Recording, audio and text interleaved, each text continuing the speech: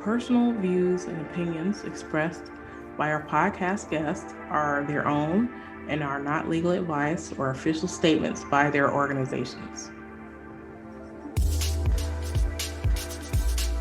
All right. Hello, my name is Debbie Reynolds, and this is the Data Diva Talks Privacy podcast, where we discuss data privacy issues with industry leaders around the world with information that businesses need to know now. This is going to be a really fun one. So I have Kelly Finnerty here, and she is the Director of Brand and Content at Startpage, which is the world's most private search engine. Hello. Hi, Debbie. Thanks for having me. Well, this is gonna be fun because I really like Startpage, and you guys have been really gracious to me. So we've collaborated in the past on a couple things. So I guess I'll start out by saying how we got to know each other, how I got to know Startpage, and Startpage got to know me.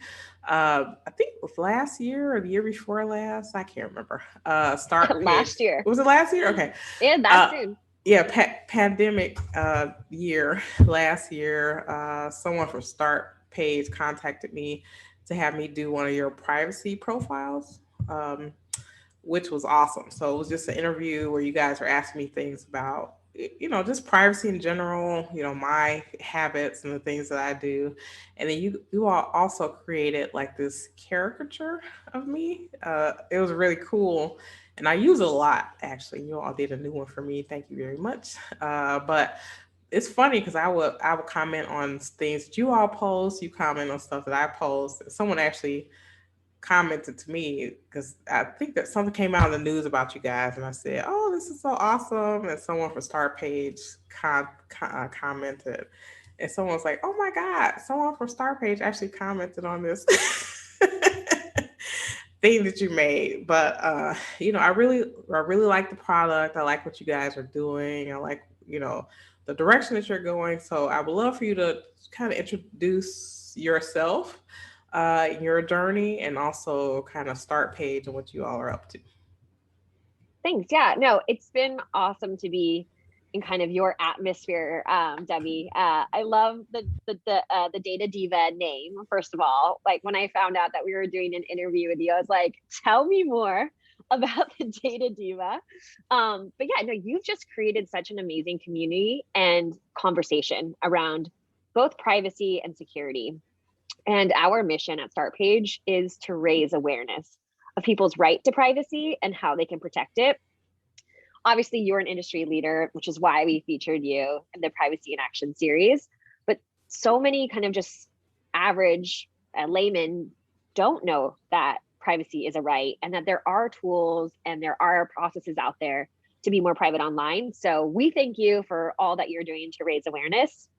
And at Startpage, like that's our number one mission. And then, secondly, we have a product that's free, easy to use. It's a private search engine. Essentially, we remove your IP address, all personal data. We send your search term to Google's search index, and then back to you as a user. You never have a search history. There's no data about you passed via that search, and you get Google quality results.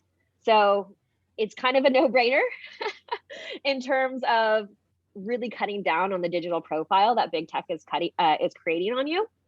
And we're really looking to people like yourself to help us raise awareness of how data collection works and how people can be more mindful and protect themselves. Yeah. I think so. But I think the really important thing that you all do, what you talk about that matches very closely with me, is that obviously I'm working with businesses and you're working with businesses too. And then we, as individuals, humans, we have an interest personally in privacy. So that's where I feel like that synergy is. And that's something, because privacy touches all of us, whether you're in the privacy business or not, all of us have to make our own minds up about how we feel about privacy and what we're willing to do to have it. That is so true. And like, double underline the word personal that you used there, because for myself, I lead marketing at Startpage. I was the director of brand and content. So we really have to be honest with ourselves, and we walk a fine line between marketing and online privacy. And so we really make sure that the brand values that we have of true privacy, best results, and choice really ring true when we're marketing to people. And Yeah. Well, I love talking to marketing people, so this is going to be a fascinating question and answer session with you today. So there have been tectonic shifts, I would say, probably in the last 10 years, like 5 or 10 years in marketing, and I think it will probably be again probably for the next 5 years or so. But tell me a little bit about how marketing has changed in terms of all the privacy regulations and all the changes that have to be made by marketing people. I feel like people who were in marketing were like sort of the frontline folks that, for example, when GDPR came out, companies weren't ready to deal with the backlog of stuff that they were doing in the back office. So they were really interested in kind of that storefront or forward public facing issues dealing with privacy and cookies. So tell me a little bit about that journey, how that journey's been with you, and talk to me about what you think about that may happen in the future. yeah, the big tectonic shift really, I think, comes down to how personalized marketing has become, because there's just more and more identifiers, unique identifiers per person out there. And that's really what digital marketing has lent itself to. So whether it's cookies, IP addresses, browser fingerprinting, specific ad IDs, MAC addresses, you name it, right? These are all identifiers that digital ad companies and the Googles, the Facebooks, the Amazons are, constantly looking for these identifiers and ways to set tracking on people. And so those are valuable to advertisers, to companies who are trying to sell, because they want that person who is absolutely in that moment perfect for that product. However, there's some really invasive realities to that. And finally, it all is kind of happening very secretly. Essentially, the digital advertising world has done a great job to create this hall of one-way mirrors, where when you and I or the average person is online, they're looking at a website, they're on their phone, they're on an app, but they don't see that other side of the one-way mirror, where that person is all of their browsing history, all of their search terms, the purchases that they're making are being collected into this profile. And, on a one-off basis, it might not mean much, but when you're collecting that amount of personal information about a person over a year, I mean, that is a really in-depth look at that person. And so new legislation like GDPR is giving people the right to request that information and to have it deleted. It's also asking for or demanding that companies create opt-in options versus opt-out. So GDPR enforces people to say, yes, I opt in for tracking, versus currently in the US, you have to go in and manually change your settings to opt out of it. And so just in itself, most people are not going to take that extra step to opt out. So it would be great to see more legislation that was enforcing opt-in data tracking. CCPR is getting in that realm, but again, that's just for California. And all of these laws are fantastic because they create conversation, but it really will come down to how they're enforced. Yeah. I think one thing that I'm seeing that you're obviously seeing, because this is your wheelhouse, is companies like Apple and companies like Google trying to kind of separate themselves in a way from third party marketers, by the way that they use their tools to try to force those marketers to try to get consent from the individuals as opposed to piggybacking off of their first party relationship with the individual. What are your thoughts about that? I mean, you said that very succinctly and perfectly, right? There's first party tracking and there's third party tracking. The volume of audience that both Google and Facebook have is so huge that first party tracking is pretty sufficient for them. And then third party tracking, the Google's decision to move away from that, it was to move away from that, but then to move to a different type of Right. third party tracking, right? So for Startpage, we keep it super simple. Right. We don't do first party. We don't do third party.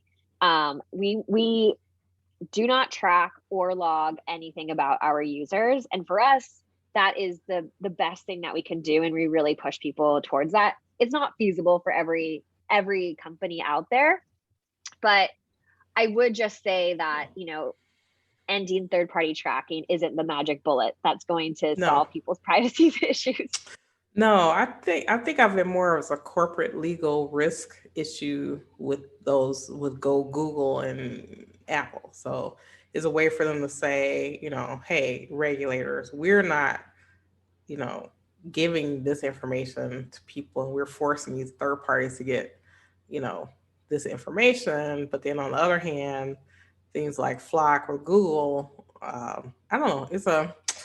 I guess the only way I can describe it is being touted as a replacement for cookies, but cookies aren't going away. That's first thing. So even if people decide not to use them in those kind of wacky one-way mirror ways that you were saying, they'll still exist. And then there is no technological or legal impediment for them to have ever not done flock anyway. So I also don't see that as being a replacement for cookies, because it's, to me, it's like, okay, we're not using cookies, but we're going to do this other thing that achieves almost the same thing, if not worse.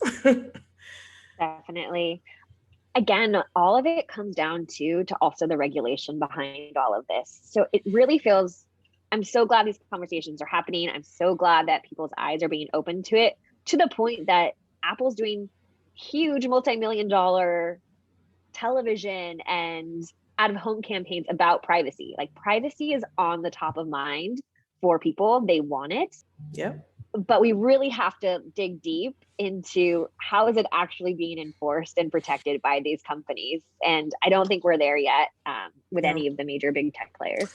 No, I don't think so. I read a stat yesterday. It was really interesting. So for the Apple OS 14.5, which had this app, what was it? App accountability. I forget what they call it. ATT, app tracing accountability. Anyway, they said that 95% of the people who downloaded that version have opted out of advertising. So only 5% so far have opted into this advertising. And so to me, it does two things. One, it really proves the point that people are caring about their privacy and want more control over their data.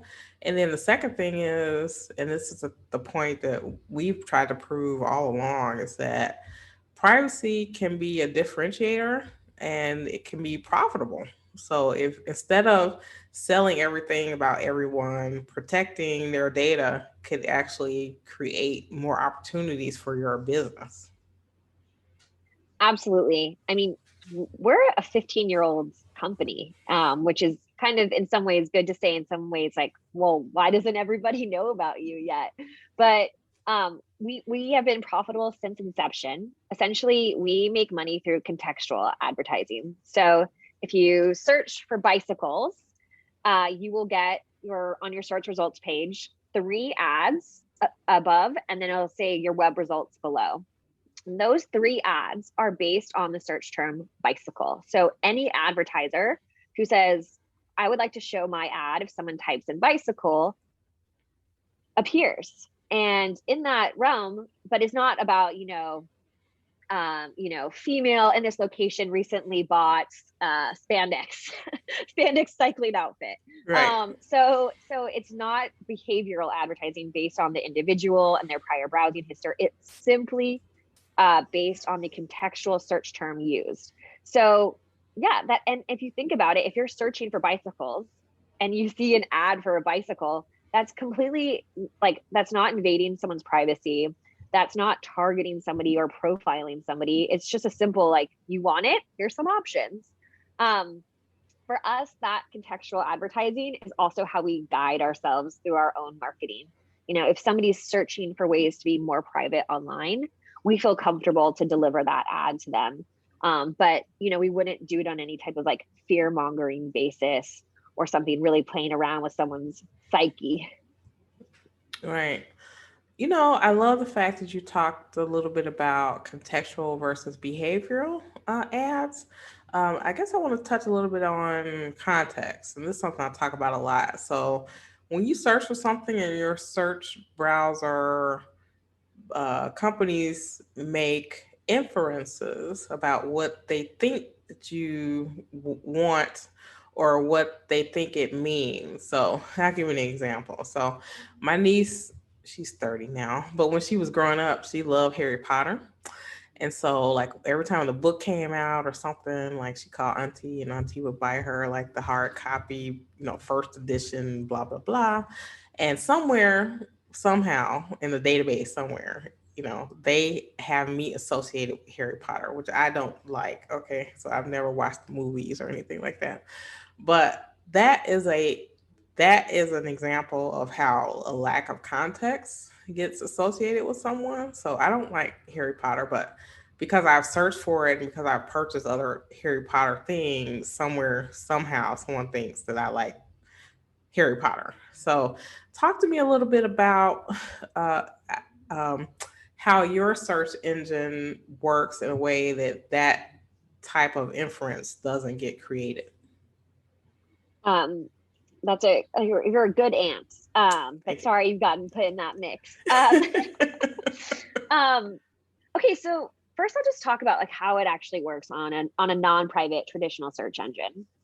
So essentially, you search for Harry Potter, and there are hundreds, thousands of advertisers out there who are interested in um, this search term and may have a bid behind it or a similar bid behind it. And their bid will be a numerical bid. This will happen across other web pages as well who are trying to deliver Google Ad Network ads or Microsoft Bing network ads. And they will basically deliver the advertiser who has the highest bid, the ad to you when you search for Harry Potter. Now, the truth is during that real-time bidding process is that all of the advertisers out there can see that you, from your IP address, from your, either your advertising ID, what have you, whatever identifier they're using, they can see that you have searched for Harry Potter. So even advertisers, and a lot of times this is what data harvesters use, they are shadow bidding these terms. And they are just going to collect, they see your information, and they can actually just collect that on a list, even if they are not even the person to show the ad for that search. So then now you are on a potential data harvester's list of people interested in Harry Potter. So while you might not receive their ad when you're searching for it, you might receive it down the line when you're on a different website or, on your phone and see an ad pop up. That actually might be coming from a data harvester who is shadow bidding during real-time buying process, and then serves you up, puts you on a list, adds you to a list for another Facebook campaign on another app product or another campaign, and then you're still in that Harry Potter mode. So the life cycle for a lot of these things is pretty long in terms of Harry Potter being in your world, whether you like it or not. Right. I love the way you explain that. That, and then I would love for you to explain. So I figured this out myself because I'm just extremely curious about how things work, how data flows work. I was one of the kids that would fill out the little forms in the magazines and send them in and spell my name wrong just to see what would come back and stuff like that. But basically, one of the things that happens when people search on traditional search engines that they hate is, like, say you bought a shirt off Amazon or something, and then you go do some other search, and then that shirt pops up in like an ad or something like that. And the reason why that happens is that now that these marketers know you're interested in that shirt, they want to try to tag along so that if in the future you buy that shirt, they could get a um, credit for having followed you and then you made a purchase, even though you didn't make a purchase because of them, right?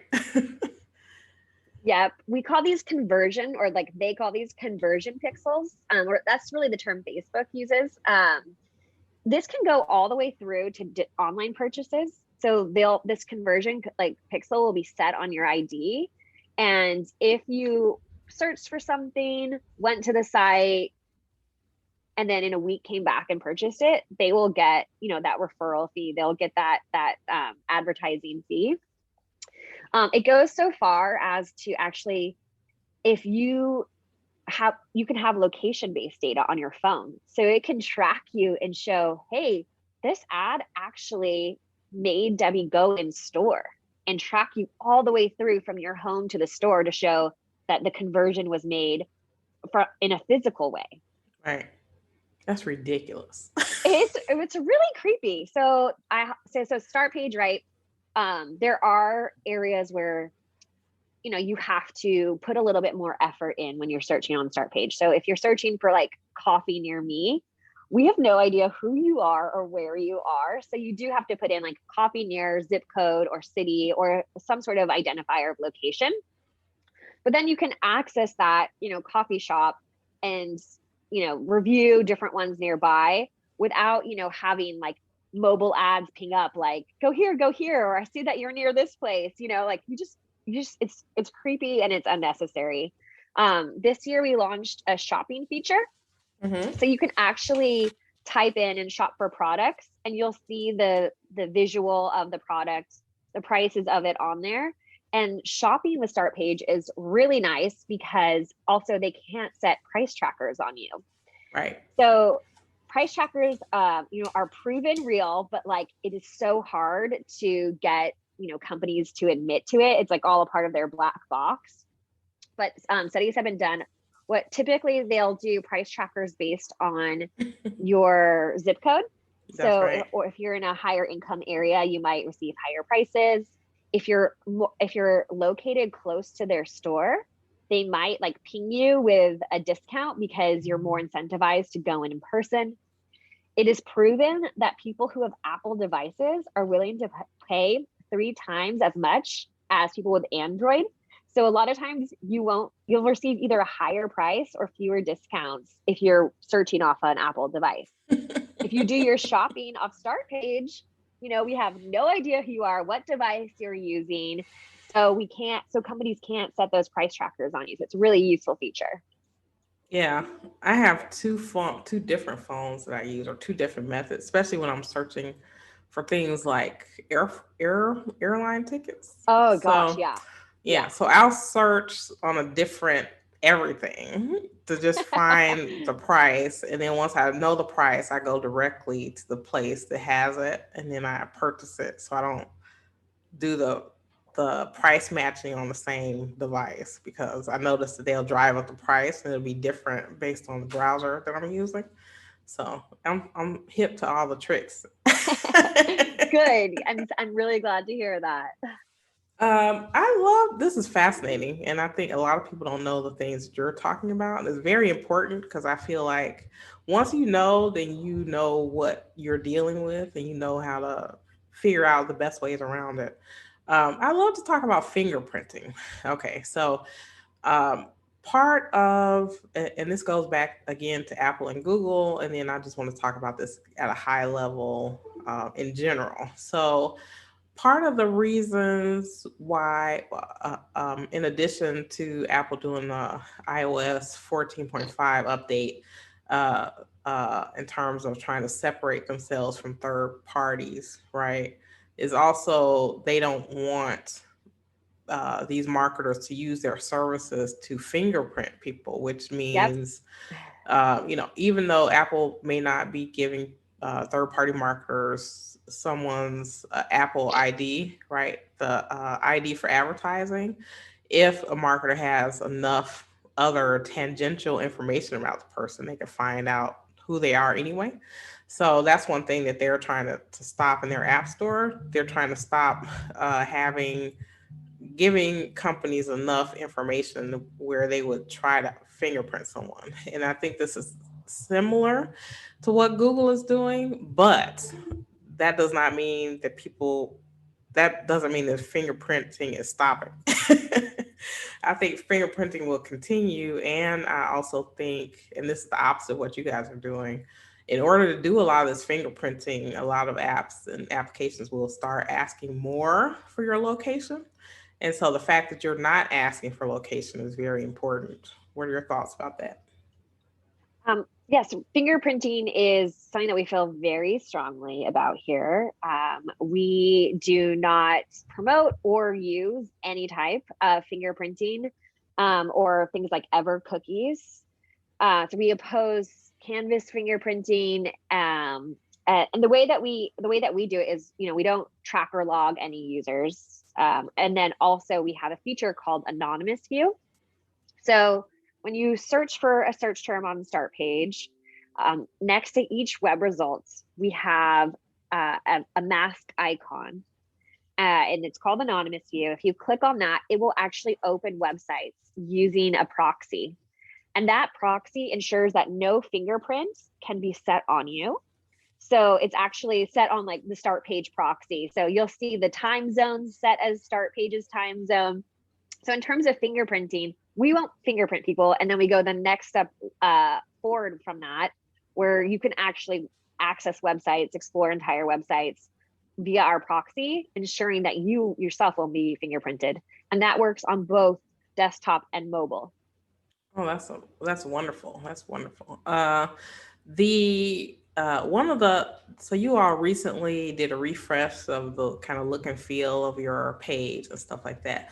But one of the features you all added, which I think is really cool, and I think a lot of other people will start to do down the line, is that you have images that you show in your that on your browser that are pixelated, right? So they're sort of put out there in a way that people can't use it for like facial recognition and stuff like that. If they do data scraping and stuff, tell me a little bit about that. Yeah, so thanks for bringing up the brand refresh. It's something that we've been working on. We took very seriously. We definitely did a lot of user testing, and even with our core insider group of Startpage fans. So we call it the kind of the pixel people, and essentially it's really hard to explain what Startpage does because the user doesn't see it, right? It looks and feels and acts like a standard search engine, and the user doesn't get to see all of the layers of us removing your IP address and personal data at the premise server, us sending your search term to the search index with only the search term, and us sending it back to you in this protected layer. So for us, these pixel people and the anonymized faces really represent how Startpage helps anyone be anonymous online. It helps bring a little bit more of that tangible understanding of what it's like to search on Startpage. And I do think it's a good tool to start conversation, as you were saying, of being mindful about how much personal data we're putting out there in general. When I talk about that thin line that Startpage walks, right? We are on Instagram, we are on Facebook, we are on Twitter, creating content and talking to people. And the reason why we're on those platforms is because there's so many people that we can reach and raise awareness around data privacy. So for us, this pixelated photography treatment is a way for us to spark that conversation about data privacy and protecting personal data for people. This is hasn't been announced publicly yet, but I feel comfortable to share it with you here. On in later this month in May, we are doing a large media advertising campaign in the city of Berlin, Germany. And a big part of that campaign will be an Instagram filter that allows anyone to do a pixelated Instagram story of their own. And for us, it's important for us to kind of talk about and have conversations around what are you sharing online, and should you really share that? Right. So I would love to pitch this question to you, and this gets everyone's eyes rolling, right? People who are in data work, data centric work, which is people who say, I have nothing to hide. Like, what do you say when people say that? I mean, Glenn Greenwald said it best. You have nothing to hide, but you have a lot to protect. And and that's the truth is, at night, you close your curtains because you don't want everyone looking in and seeing what, you're having for dinner or what TV you're watching. Privacy is a real thing. And while you might not notice the one-way mirror of people watching you online, they are. And it's time for us to really let people know that that's happening, and also give them tools, give them legislation and laws that protects them.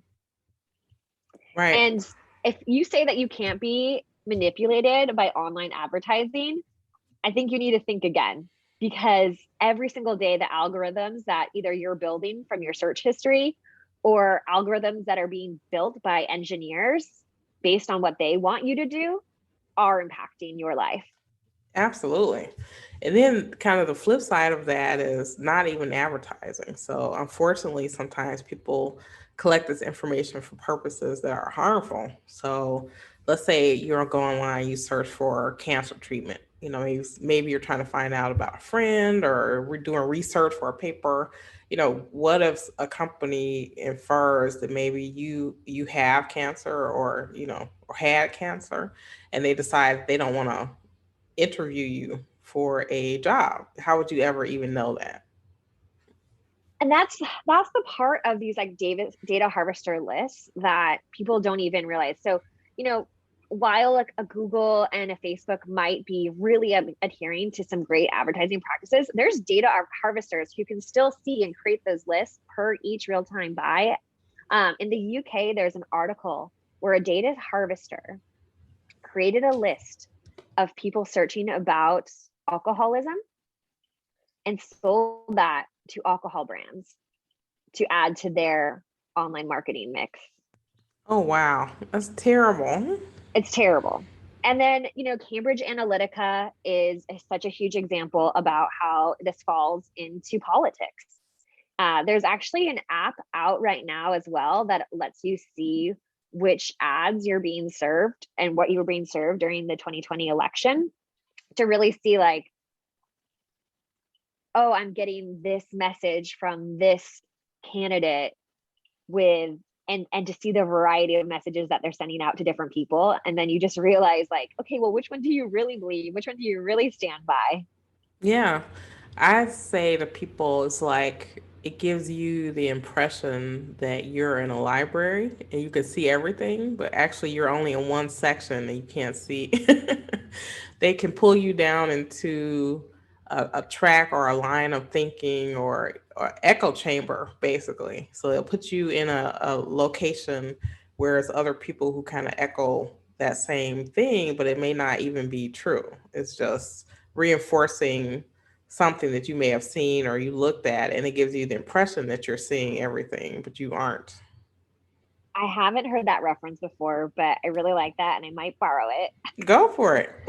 Yeah, no, I mean, the amount of misinformation spread during the 2020 elections and even during COVID is insane. And that's why we really encourage Startpage as a place where you can go. And if you search for a topic, you are not being profiled by your past search history. You're not being profiled by an advertiser or a candidate, a government candidate. So it is really, and we're also about choice, right? So like I Yeah. would really recommend anyone to start their search with Startpage. But then if you're not, like, you can go other places and look around, but it's a really good place to start because you will see the most unbiased, unprofiled search results possible. Yeah. I like it because I like to get search results that are not filtered. So I want to Yeah, see everything and then I want to be able to curate my search as opposed to the way search happens a lot of times on other platforms. They've already limited what you can see. And then you search and you think you're seeing everything, but you're only seeing kind of that little section in the library. Unless you do something radical to break out of that. Like one thing that I don't do is that I don't put my zip code in search results because I want to see everything. I don't want to see, you know, if I'm looking for Bob's Pizza, they may be assuming that I'm going to get pizza and it's going to be around me, but that may not be. You know, maybe I'm looking for a store in Australia called Bob's Pizza. You know what I'm saying? So you have to do something additional that most people don't do to kind of break out of that little silo. definitely. But I mean, if you're searching for Bob's Pizza on a traditional non-private search engine, they are going to give you pizza places around you. They're not going to give you like the top level, but yeah, but that's a perfect example of what Startpage is great for, is to get what is the highest ranking worldwide, unbiased, unprofiled search results. That's what you'll find. Yeah. There's a case going on. I'm all kind of shocked that it's even going forward actually. About Google's incognito mode. So their incognito mode really was a way for people to do searching on a device and not have the actual history recorded on the device, even though Google has the history and they know exactly what you search for. So the case is about people not understanding or thinking that incognito mode was also erasing the search results from Google, which it wasn't. So I would love for you to kind of talk about just in parallel. I think start page works in the way that people may think incognito really should work, as opposed to the way that it was put together by Google, which is totally legitimate. That's the purpose of it, was not to erase search results that you put into Google. It's just to make sure that your results, your history, isn't on the device that you're searching on at that moment, right? Yeah. And this just goes down to how complicated and dense policies are, right? That like people aren't fully reading them. So people said incognito. Okay. So no one will see my search or browsing history. Awesome. Really, what it was saying was no one on your device will see your search or browsing history. Still, all the third parties, the first party data is being passed through, and it's still going straight into that digital profile that big tech is collecting on you. Mm-hmm. Um, what and I don't know details of the lawsuit, but I do know that, and this is something that one of our users said, anonymous view is everything that people hoped incognito was. Right. So anonymous view completely ensures that there is no trace of an individual user on that website. All that website sees is Startpage there. So not only is this information not being passed to your device, but it's also not being passed to both first party and third party data collectors. Yeah, Um, I love that. yeah, I mean, for us, we're just like, anyone talking about it, we're like, just try anonymous view, we promise. Like, it's everything that you were hoping this was going to be. It's just a matter of getting people to trial it. Yeah, totally, totally. I highly recommend it. I love it. I like what you guys are doing because not everything you want to search, you want it be to be remembered, And then I work with a lot of different clients, so it's like almost any search engine that you use, they assume that the search you're doing is for yourself and not for someone else. So it sort of kind of messes up the way that you want to use it. I don't know. I guess it's in a way like, let's say you have Netflix and someone uses your profile to like watch movies and then you get all these crazy recommendations and stuff like that. So Definitely, definitely. I mean, we've heard from people who are writers, and they say, I'll go super deep into investigating a subject, and then it's really annoying to have these ads of the subject like pop up everywhere, and it's like not anything that I want. It's just something that I was doing for work, that research. Right. We'll also have journalists say, they don't want a paper trail, that they were searching for a specific topic because they don't want that search history to be subpoenaed or tracked, or to put them on some sort of list for looking for that information. Debbie, I have a question for you, because right. you're talking to kind of all of the privacy and security leaders. Like, you have such just an engaged group of people. How many people do you feel are aware that a private search engine like Startpage, or just a private search in general, exists? You know what? I know not a lot. Not a lot. I have some very high level tech people, and they know. And so they sort of go through and try to put things together. And then some people may not care as much, you know what I mean? So I think it's very diverse group. I think whatever you put together, whatever is easiest for people to do, that's what they're going to do. So if you can make a start page is easier for someone to use and something else so they can get good results, I think they'll use it, just because, I think Jeff Bezos is a, quadrillionaire right now because he knows that people would rather press a button and have something come to their house than go out and get it. So yeah. So true. I mean, from like my husband to family members, I told them about, I work at Startpage. This is what we do. They're like, oh my gosh, that's so amazing. Like, how come I never heard of it? This is so great. I'll use it. Okay, like a week goes by. How's it going using it? I haven't used it yet. So then I have to like manually go into their phone, set it as their home screen icon. I have to go into their desktop and like set it as their default search engine. And there is that difference between people saying, I want privacy, and then people like going that extra step to do it. So that's where we're at as a company, of raising awareness by talking to people who are educated and super informed and have that platform like you. Yeah. And then just doing our best to make it as easy as possible to use Startpage. So that's wonderful. So I want to ask this question I ask everyone. If it was the world according to Kelly, and we did everything that you say, what would be your wish for privacy anywhere, whether it's regulation or technology, or anywhere in the world? To not be creepy. I mean, yeah, I guess there's like kind of like, like thinking about what you would feel comfortable of somebody tracking or targeting you with, and applying that to your own business practices or product feature design or marketing strategies. Really thinking about how would you feel if someone was doing that to you or to your family, and then applying that to your own business decisions.